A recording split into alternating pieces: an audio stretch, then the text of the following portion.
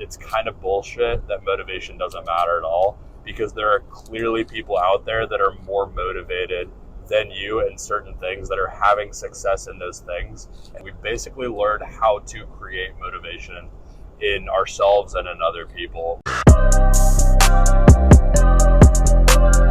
There's a lot of talk out there right now about how being motivated is not the thing that's going to get you to take action.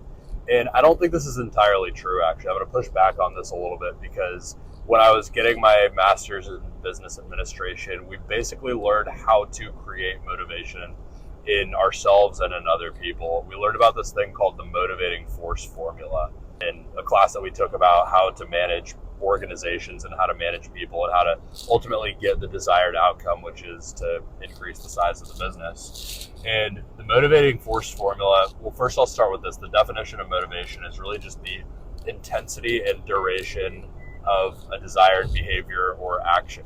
So let's say that the action is to work out. It's to go to the gym and get a workout in. The intensity would be like how intense the actual workout is, how many reps you're doing, how much weight you're doing in each rep, and the duration would just be the length of the workout. So are you working out for 30 minutes? Or are you working out for an hour? So the thing is that the motivating force formula helps you figure out how to create motivation to get more intensity and more duration out of what you're trying to do. Now, the motivating force formula is simply three things. It's a multiplied factor of these three things. So it's expectancy times instrumentality times valence. And these are really overly fanciful words that are just, big, like 12th grade reading words that you don't actually need to remember. But here's what to remember. Expectancy is essentially just the odds of success if you try something. Instrumentality is the odds of getting the desired outcome that you want if you do succeed in that thing. And valence is the value that you place on that desired outcome. So let's use that same example from before. Is if you're working out, if you want to get fit, right? If your goal is really to get fit, you're struggling with motivation, you're probably lacking in one of these three things. So let's break it down. So expectancy. You might think that if you try to work out and if you try to have a fitness routine, that you're not going to succeed in the first place in being consistent. And this might be coming from something in your past where you weren't successful or something like that. It may be coming from other people not having had success in your friend groups, in your family, whatever it may be.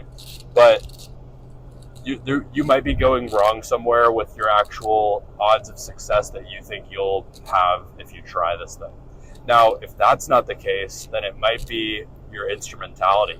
So you might think that even if you are successful at having a fitness routine, that you're not going to get your desired outcome. You might think that you're not going to get fit if you actually have this fitness routine that you stick to.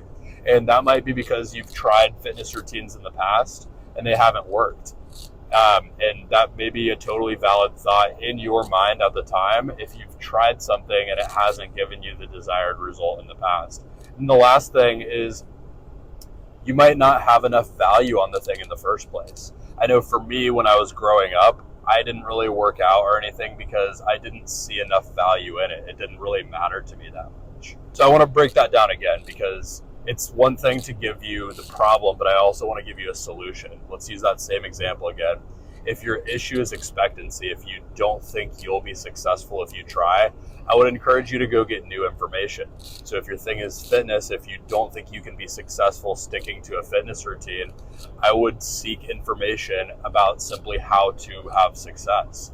Literally just look up some YouTube videos, spend an hour watching different YouTube videos on how to be consistent with working out, and then take note of the patterns that you see.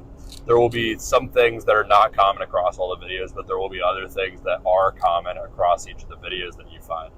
And your thing doesn't have to be fitness. It could be you want to have more success in your relationship, and you want to have more success in your job, in your career, in your business, something like that. I would encourage you to find information about how to be consistent about the thing in the first place. Now, if your issue is instrumentality, which means simply that you don't think you'll get the result that you want, even if you are successful with sticking to something, then I would, again, encourage you to go find information that says otherwise. Go seek out information where someone has, back to the fitness routine example, information where someone has stuck to that fitness routine and they've had that success, or information where someone has stuck to something in their business and they've had success, or has stuck to certain principles in their relationship and they've had success. And I think you'll think it's a lot more likely that you'll have that success if you find that information. Now, if your issue is that you don't place enough value on it in the first place, then you need to find a deeper why. Let's use the fitness example again, because this is something I actually went through. I was really out of shape most of my life growing up, and I was never blatantly fat or obese or anything like that. When I say I was out of shape, people will see a picture of what I looked like and they're like, wasn't that bad. To me though, I hit a rock bottom and it was a confidence issue. I had no confidence. My confidence was at an all-time low. I felt terrible about myself. And so I convinced myself that if I did get fit, that if I got myself in shape, that I would have that confidence. And that became incredibly valuable to me. So valuable that it got me to take action that I had never taken before. And the whole point of getting yourself motivated, reverse engineering this motivation thing, is to get yourself to take action that you've never taken before. So if you want to get yourself to take action you've never taken before, you have to find information or find a reason that you haven't had before.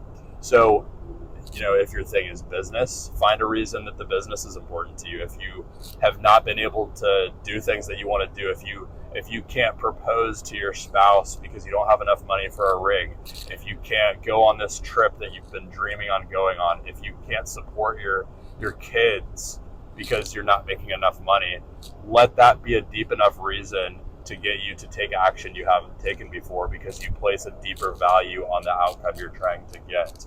Or if you are struggling in your relationship and you need to find a deeper reason to value that thing that you're actually trying to have an outcome in. So I hope this was helpful for you. Again, I really think that it's kind of bullshit that motivation doesn't matter at all, because there are clearly people out there that are more motivated than you in certain things, that are having success in those things. And when people hear that motivation doesn't matter, it's all about discipline, I don't actually think that does anything for anyone. I think that just makes people feel less encouraged and makes them feel less likely to be able to achieve the thing they want to achieve. So I hope you can use the motivating force formula to actually reverse engineer the outcome you're trying to get in whatever you're trying to do in life. And subscribe if you found this valuable. I share self-improvement tips and business tips on this channel. My name is Brody Vincent, and have a great day.